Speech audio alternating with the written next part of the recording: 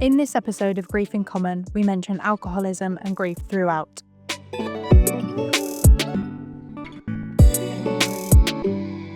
Hey everyone, and welcome to Grief in Common podcast. I'm Daisy and I'm 15 years old, and my dad died due to alcoholism when I was 12 years old. And today I'm joined here by Jess. Hi everyone, I'm Jess, I'm 21. I lost my mum when I was 14, also due to alcoholism. And yeah, I'm really excited to be here and talk about everything to do with it. It's such a hard thing, obviously, because I don't know about you, but I had to see my dad before that and how he was. And it definitely took a toll on my life now. And obviously, I'm still at school. I'm in year 10 now of secondary school. So was you in year 7 when he passed away? I was in year 8 and he died during the gap between year 7 and year 8. So this was all kind of in the summer holiday times. When you're at that age, and obviously I'm 15 now, so it was 3 years ago. I feel like it's so hard still to be in school and almost not being known as the girl whose dad's died of alcoholism, but having to process certain stuff. I don't know about you, but in subjects and lessons that I've been with, when we're doing PSHE, for example, and we had to talk about alcohol, it's definitely such a hard thing to do because it's always going to trigger you.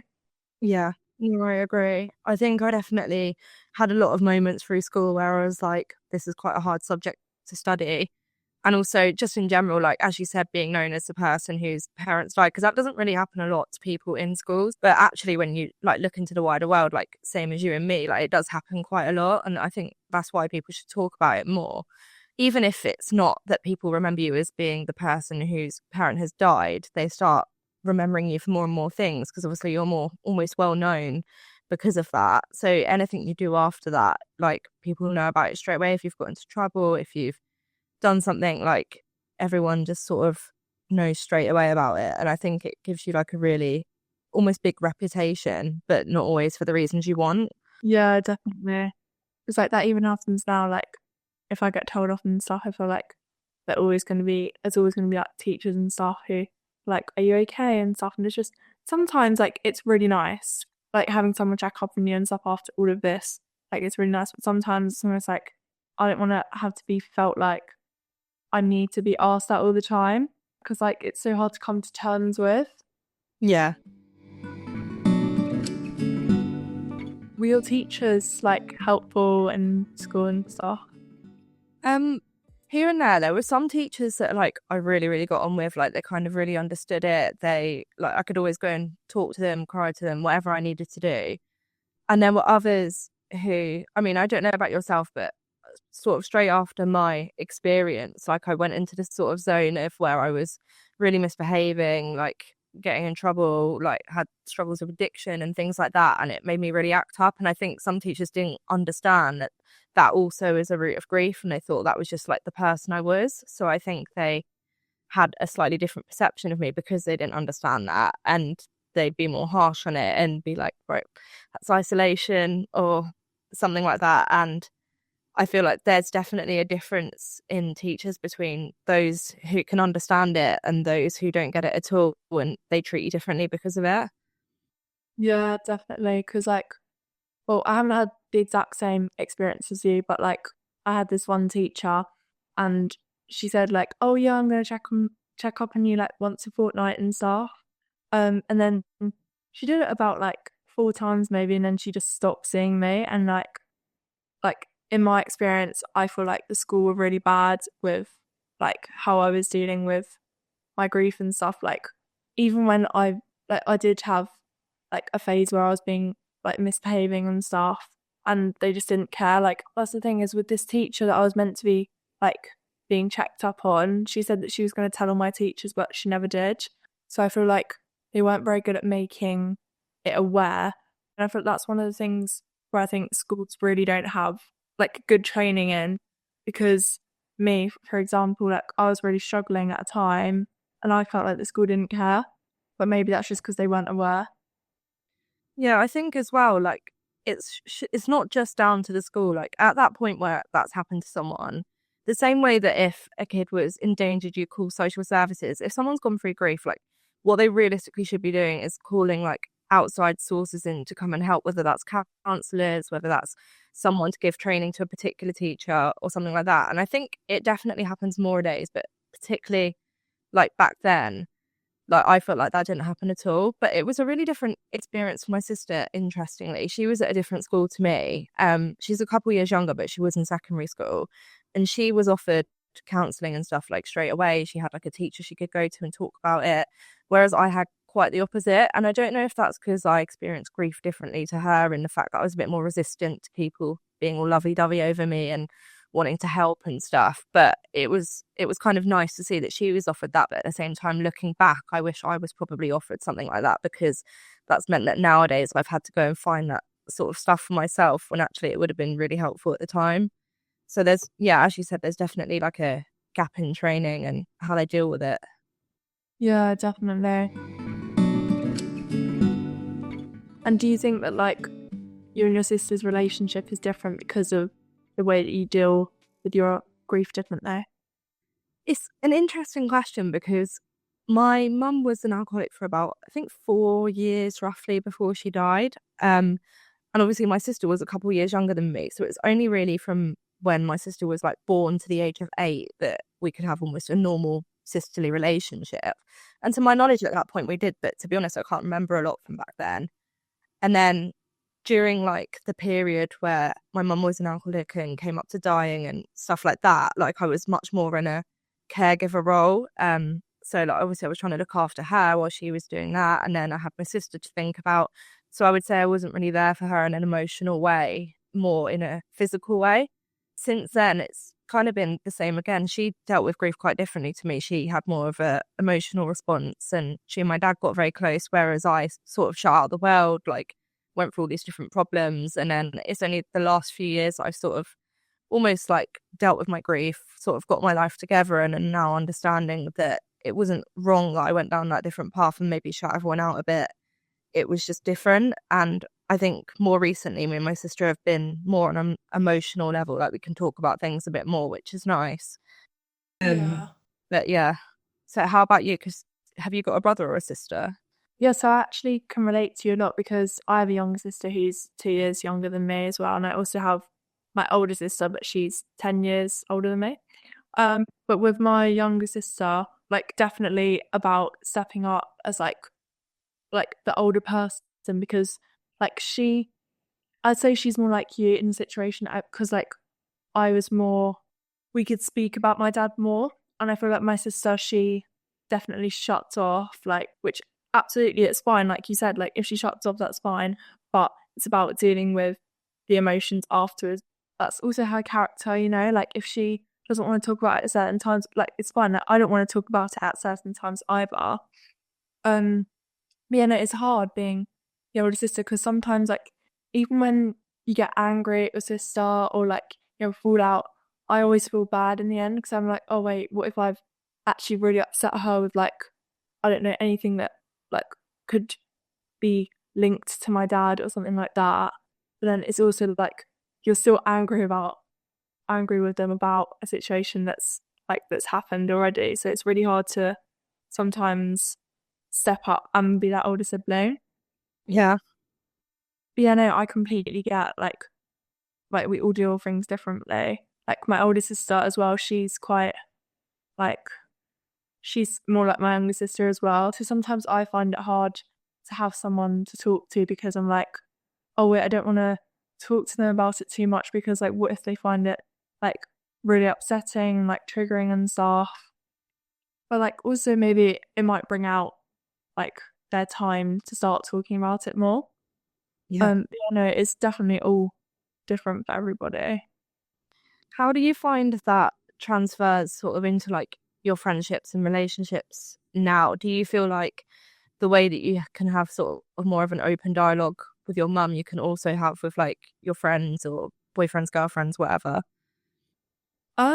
Well, with my friends at school, like obviously I've got my best friend who like I can speak to her about absolutely everything. Like I can tell her everything. She'll support me with everything.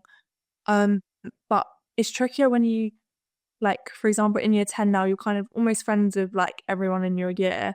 And it's trickier when you have to sort of go into like the little groups and something comes up to do with parents, and then they go like, oh, so what about your mum and your dad? And it's always hard because you're just like, do I say something and like put myself in an awkward position in front of everybody? Or do I just like still speak about my dad as if he was here, which I do.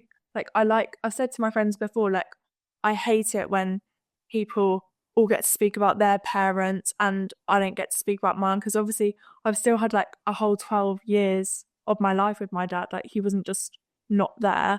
It's always going to be so hard because I don't want to put myself in an awkward position of like having to be like, oh yeah, but my dad's dead, so like I can't really talk about it that much. Also, I don't want to be like ashamed of it either, because it's definitely nothing to be ashamed about. Yeah, it's very much that like treading on eggshells topic. Like you also, as well as it being difficult for you to talk about, you don't want to then make that other person feel awkward for bringing it up or asking if they forgot or just didn't know. I actually had an experience with this in sixth form. There was a guy who joined my school really recently, and he had no idea about my mum, obviously. And he was like, "Oh, I think I saw someone that like really looked like what I imagined your mum to look like the other day." And I was like, we were all standing in a big group as well, so it was obviously really awkward for him because we all kind of went silent. And I was like, "Oh, Oh, I'm actually dead," and he just felt so terrible about it. And I was like, I don't actually know how I would approach that even now if someone did the same thing without it being that sort of awkward topic where I can't stand there and say nothing, but also how do you go about it in a way that is really comfortable for them to be like, oh, sorry, and just move on instead of feeling bad about asking. I think that's definitely something that's a really hard topic with grief, is when you're in those sort of social situations and trying to talk about stuff and it just goes the wrong way. yeah, definitely. I did have a situation at work a couple of years ago when I joined a new team, and obviously none of them knew. And we had a meeting to sort of discuss like our home lives and like why some people would prefer to work from home and stuff like that. And I sort of had to bring up that my mum had passed and my dad works a lot to obviously provide for our family. And that meant that sometimes I'll need to like drop my sisters to school or something like that, and I might be late. And then like my boss kind of took me aside and she was like, you know, I've been through the exact same thing, like open dialogue here. But yeah, it's always quite an awkward thing to bring up. I think it just is one of those things that will never change in life. You've just got to deal with it. Well, it's so nice to like when people can relate to you. Like, I've had that at school as well. Like, when they tell you, it's like me too, but not like in a like a good way or anything. But it's just nice to have someone like that you can go to and you're not alone. Also, how do you deal with if something gets mentioned? Like, for example, this is actually today in science. My science teacher, I was like, Miss, how old are you? Because we were all just having a laugh and a joke. And she goes, oh, I'll be 50 in June. And I was like, that's my dad's birthday. Like, he's going to be 50 in June this year. And it majorly triggered me because I was like, oh my God, that's 50 years old. Like, that's a big thing. And I've only just remembered today. But like, how do you deal with situations like that? Um, I I don't know if I've really ever experienced something in the same way. Like there are often times where like someone will ask me something like, "How old with your mum have turned this year?" or "How many years has it been?" or "How old was she when she died?" And sometimes I forget the answers to those questions, and it can make you feel guilty. But at the same time, I think because with grief, you've got so much to think about all the time that those things kind of do just get blocked out your head, and you almost have to remind yourself sometimes of the big things like that that you might have forgotten. So I don't think it's anything to be ashamed about or to like think, oh, how did I not realize that or forget that? But also, I guess from your point of view, that's probably a moment where you're thinking like, oh my God, 50, like we would have been spending his birthday together. Like I would have been with him for this long now. And that can be a hard thing to think about. You know, it's always like one of them things as well. It's just like you said, like a major things happened in both of our lives, and like we can't go back in time, but we've got to like learn how to deal with it. Yeah. There's so many ups and downs and stuff like that, but it's definitely just about like how you're going to process those emotions at the time. And like it's hard, like definitely, because like, you know, if something triggers you and you're just thinking like, oh my God, like that's actually really sad, but then you're just like, but nothing's gonna change out of it. Yeah. Going back to what you said about you knowing people who have also lost parents and sort of being able to relate to them, how would you say that you deal with that, in the sense of like almost comparing grief? Because I've really struggled with, because I sort of emotionally blocked everyone out, that when people bring things up that I would say aren't on almost the same level as my grief, which I know is wrong to say. I understand everyone's grief is different, and like that was the worst thing in my life and that's probably the worst thing that's happened in their life. But I find it really hard to empathize with people. Would you say that you're more empathetic because of your grief, or less, like me? I definitely can relate to what you said about like almost like comparing but not comparing, because I feel like it's so like I don't know what the word for it is, but it's like you almost can't like talk, if you know what I mean. As well, I don't know what they're going for at the same time. Like they could be as close as they were to their granddad, to the same as how me and my dad were. I'll just support them either way, you know. Yeah. How has this like negatively affected you, like grief wise? Um, I think from my experience, it's more, I wouldn't say I've had a particularly negative experience, but it's not for a good reason. It's not because it's not affected me or anything like that. It's just because I think I've experienced grief in such a unique way that it's almost not affecting me to the point that I'm not feeling anything attached to it. And that's something I'm like trying to work for at the moment. But I think the worst parts of grief for me were like the way I acted afterwards. And it took me, I think, probably like 3 or 4 years after it happened to sort of screw my head back on and be like, right, I need to like focus on my future now and stop being in this sort of rut. But at the same time, you can't help it when you're in it. So I'd say almost there's no negative side of grief from my perspective, because I feel like any grief is good grief as long as you're actually feeling it and going through it. Because if you're not feeling anything or processing anything, that just sort of builds up over time, which is what I experienced a little bit. But how about you? How does it affect you like day to day? I don't know about you, but like I almost grieved at the time he was an alcoholic, like more than now, because I feel like I was I was like 10 years old when I found out about like all his alcohol problems and stuff, and I almost learned more how to deal with grief at the time, because I never thought that I was gonna lose him, but I always had like a feeling in my head that was like he's never gonna get better, so something's gonna happen. Like I definitely cried more and definitely got way more angrier like when I at the time. Um but now, like it sounds really weird, but like about a year ago, I used to think about him every single day, like there wouldn't be a day where I wouldn't think about him. But now recently I've stopped thinking about him every day. And I don't know whether that's just because like I'm busy and I'm still going to school and stuff like that, so I don't have time to think about him. But like it just doesn't bother me that much anymore than it did back then, because I think as well like I'm kind of like in my years where like I just want to have fun, like get through my school and stuff like that, and like I almost like can't be bothered to like feel angry, upset, like cry and stuff. But yeah, no, I just feel like at the moment like I'm loving like doing Winston's Wish and stuff like that, where I can talk about it on here, because then I don't know, it makes me feel like I can like speak about him in a positive way, but also like bring up some of the negative stuff as well. Yeah, definitely. And I think as well, like what you were saying about how often you think about him, like I would never say that time's a healer, but one of the benefits of time going on is that your life is also moving on, but also your emotions. So like you're not as attached as you was at the time, like it's not as tangible. And as you said, like you like went through like almost like a grieving process before he died, which I think is quite similar to what I went through with my mum. to the point that it's probably ended almost a lot sooner in some ways than it would have for most people who haven't had an alcoholic parent, where they're sort of seeing things and hearing things that aren't very nice before they died. Was you quite like involved with him in terms of like giving care and stuff when he was an alcoholic? Was it quite sort of extreme for you, or was it other family members, or not at all? Well, because like say he wasn't living with us at the time, he was an alcoholic.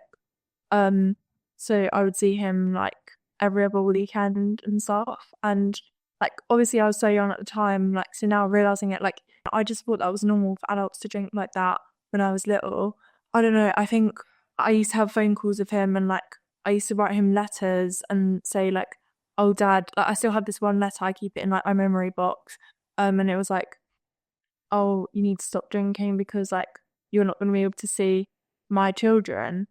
That's like one of the things that makes me most upset is like the future is like, you know, he's not going to be at my wedding. He's not going to get to see like me pass my GCSEs even, you know, like no matter how many times he would let me down, like forget to pick me up from stuff because of the way he was behaving with alcohol, I would always want in the back of my head, still want to see him, still want to try and get him to change and stuff. But like in the end, I just about a month before he died, I just gave up and I was just like, at this point, I'm not changing him and I don't think he wants to be helped or saved. But obviously that made me feel guilty at the time because I was like, well, I've given up. So like, is it my fault? I couldn't change him or something like that. But I never thought it was like fully my fault, but like I could have done more. Literally one of the things that I used to think about all the time was like the guilt of it, because slightly different to your situation, but I was living with my mum and my dad wasn't living at home at that point.